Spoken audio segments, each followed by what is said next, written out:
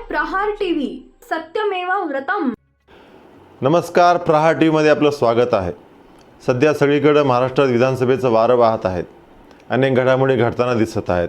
हिंगोली जिल्ह्याचा जर आपण विचार केला तर अत्यंत महत्त्वाचा आणि चर्चित विधानसभा म्हणजे कळमनुरी विधानसभा। कळमनुरी विधानसभेमध्ये अनेक जण इच्छुक उमेदवार आहेत, अनेकांनी फॉर्म भरले आहेत। असेच आपल्याकडे माजी खासदार मातब्बर नेते शिवाजी माने आहेत। आपण त्यांच्याकडून विविध विषयांवर चर्चा करून घेऊयात। साहेब नमस्कार, स्वागत आहे आपलं। सर्वप्रथम तर हे सांगा की आपण महाराष्ट्र स्वराज्य पक्षामध्ये प्रवेश केला आहे, आपली पहिली प्रतिक्रिया काय? मी स्वराज्य पक्षामध्ये ह्याच्यामुळं प्रवेश केला आहे। मला सांगा, मी गेली अनेक वर्ष झालं सिंचनाच्या मुद्द्यावरती सरकारशी लढा देतोय। तुम्ही पाहिलं असेल गेले 20 वर्षापासनं। आणि पूर्वीच्या मी जो संतोष बांगर यांना आपण सपोर्ट केला होता, त्यांना निवडून आणण्यासाठी आपला सहभाग होता, तो केवळ सिंचनाच्या मुद्द्यावरून होता। उद्धव ठाकरेंनी मला शब्द दिला होता की आमचं सरकार आल्याच्यानंतर आम्ही तुमचा प्रश्न सोडू, पण त्यांनी त्याच्याकडे दुर्लक्ष केलं, काहीच केलं नाही। ही आमची व्यथा आहे। मग त्याच्यानंतर बदल झाला। 2.5 वर्षाच्या नंतर एकनाथ शिंदे साहेब आले। एकनाथ शिंदे साहेबांनी बैठक बोलवली सिंचनाच्या प्रश्नावरती, सगळी आमची चर्चा झाली आणि त्यांनी आश्वासन दिलं की आम्ही तुमचा प्रश्न सोडवतो, निकाली काढतो। त्यांनी काढला नाही, उलट निकाली तर काढलाच नाही काढला। खरबीला बंधारा बांधून आता ही कयाधू नदीच त्यांनी इसापूर धरणामध्ये वळवली। आजचे आता हे आमदार जे सांगतायत ना, पत्र दाखवतायत तुमच्या सोशल मीडियावर टाकून की खरबी बंधाऱ्याच्या निविदा रद्द केल्या का, धांदात खोटं हे, लोकांची फसवणूक आहे।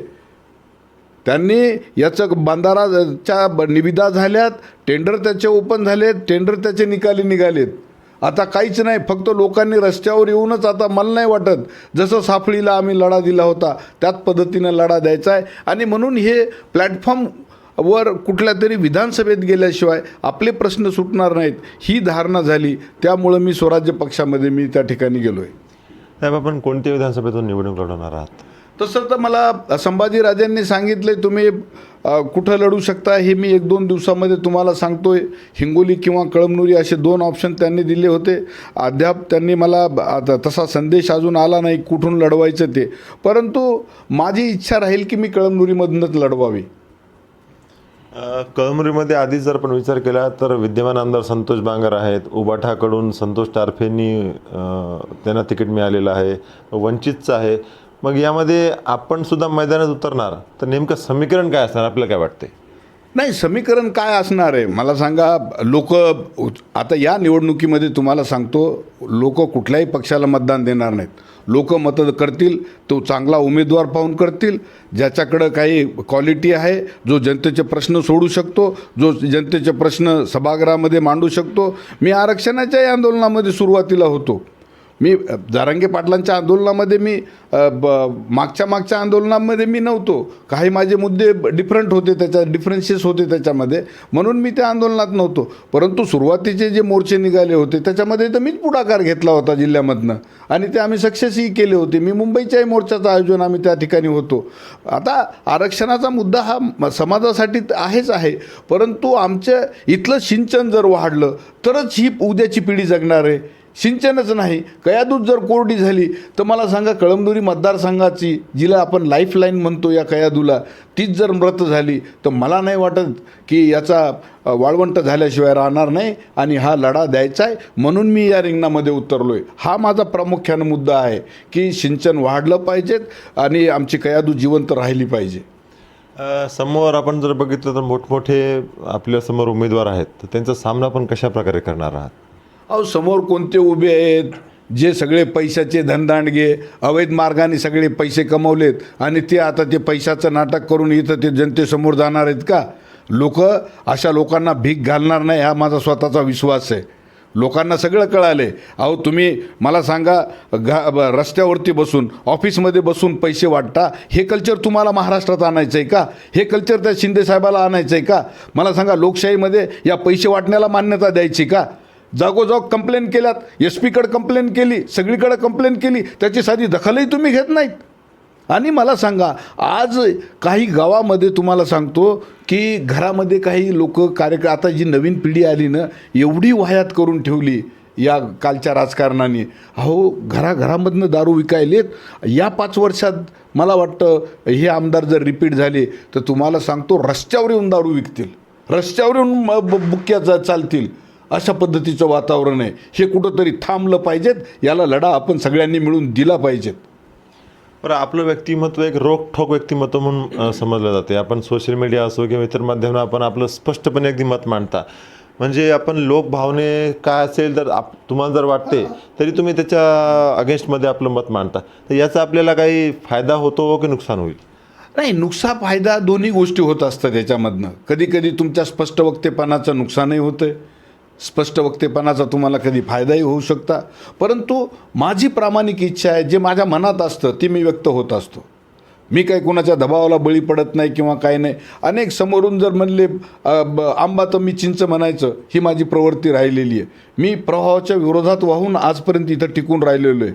मी कुणाच्या म्हणण्यावरून जात नाही. मला शिवाजी माने हा माझा स्वतंत्र विचार आहे. माझा तो विचार मला टिकून ठेवायचा आहे. मी कुणाच्या याला बळी पडत नाही. म्हणून माझी एवढी पक्षांतरं झालीत. तसं करायचं असतं, काही मिळवायचं असतं मला राजकारणात, तर मी कुणाच्याही पायाशी बसून काही कुठलंही पद मिळवू शकलो असतो. परंतु तो माझा स्वभाव नाही आणि ते मला आयुष्यात जमणारच नाही. माझ्यासारख्याला तर ते माझ्या स्वभावाला ते जुळणारच नाही. एक आपल्यावर एक मोठा म्हणजे आरोप केला जातो की आपण आतापर्यंत अनेक पक्ष बदलली आहेत. तर याचा फटका आपल्याला बसेल किंवा काय होईल? आपण काय आपल्याला काय वाटतं? पक्ष बदलले तुम्ही म्हणता, कोणी पक्ष बदलले नाही होतो. आज जे रणांगणामध्ये इथं उमेदवार आहेत, संतोष बांगरनी पक्ष बदलला नाही. टारफेनी किती पक्ष बदललेत? सुरुवातीला ते कोणत्या पक्षामध्ये होते? बसपापासून त्यांची सुरुवात आहे. नंतर ते पुन्हा काँग्रेसमध्ये गेले, काँग्रेसमधनं शिवसेनेमध्ये आलेत. असे कितीतरी पक्षांतरं त्यांनी केलेत. हे जाऊ द्या इथल्या यांचं. मला सांगा, विचारधाराच बदलली. जे उद्धव ठाकरे हे तुमच्या शिवसेनेसोबत होते त्यांनी विचार बदलला. शरद पवार जे की कधी त्यांनी भाजपाला जवळ केलं नव्हतं, त्यांनी विचार बदलला. विचारधारेला आता महत्त्वच नाही. भाजपानं कुठली विचारधारा ठेवली? त्यांनी अजितदादाला सोबत घेऊन कुठली विचारधारा तुम्ही टिकवलेली आहे? विचारधारा नाही राहिलेली आता कोणाची. फक्त एनकेन प्रकारे निवडून कसं आलं पाहिजेत, फक्त डोकी मोजायचं काम ही लोक करायला लागलीत आणि हे राज्याच्या दृष्टीनं घातक आहे. इथं काहीतरी चांगली माणसं आली पाहिजेत, चांगली माणसं सभागृहात गेली पाहिजेत, तिथले प्रश्न मांडता आले पाहिजेत त्याला. ही माझी भूमिका आहे.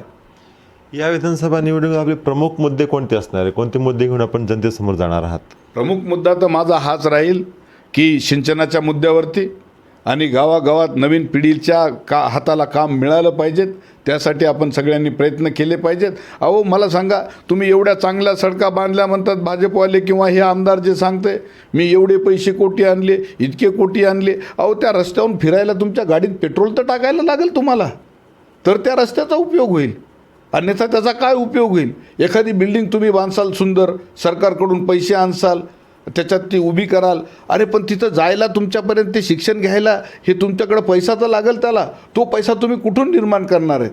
तुम्ही या सगळ्या पिढीला बर्बाद न करता यांच्या हाताला काम, जी लोक आज तुमच्या पाठीमागं फिरत आहेत, त्यांच्या हातात दारूच्या शिशा देऊन, त्यांच्या हातात मटक्याच्या बुक्या देऊन, त्यांच्या हातात इतर गैरमार्गानं वाळूचे धंदे करून या गैरमार्गानं पैसा कमविलेला कधी टिकत नसतो, तुम्हाला सांगतो. आणि ही जी आज मंडळी आहे ना, पुढच्या या 5 वर्षात हे जर बांगर जर हे निवडून आले तर तुम्हाला सांगतो या कळमनुरी मतदारसंघाचा बिहार आणि उत्तर प्रदेश झाल्याशिवाय राहणार नाही. एवढी दुर्दशा ही या कळमनुरी तालुक्याची होणार आहे. एक शेवटचा प्रश्न आहे, आपल्याला काय वाटते, कळमनुरीची लढत ही दुरंगी होईल, तिरंगी होईल, चौरंगी का होईल का?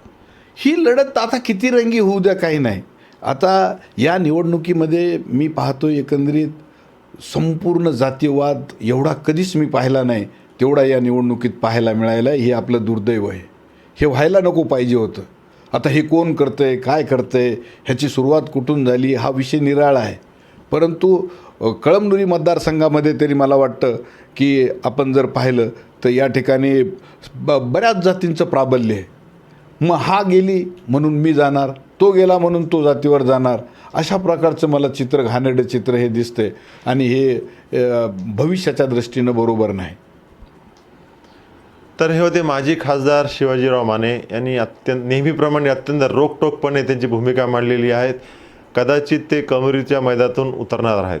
कन्हैया खंडेलवाल, प्रहार TV, हिंगोली. बेटा मयूर